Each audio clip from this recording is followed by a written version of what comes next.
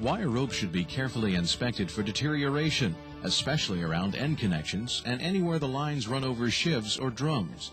By lubricating the wire rope and inspecting all surfaces these hoist lines can come in contact with, you can help extend its working life.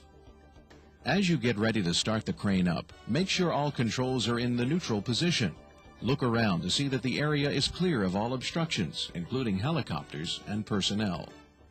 After starting the prime mover, let it idle for several minutes to warm up.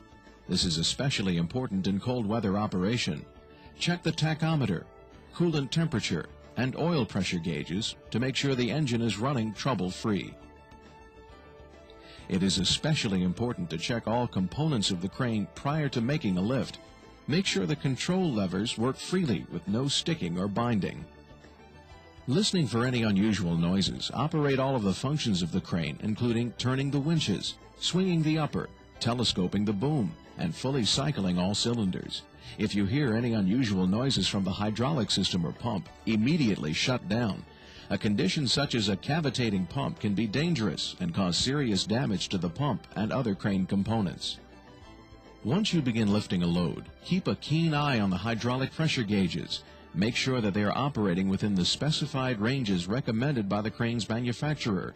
Never exceed these ranges, as it could cause overloading of the crane or one of its components. The importance of watching the instrument panel cannot be overemphasized. If any gauge indicates a problem, shut the machine down immediately and take corrective action.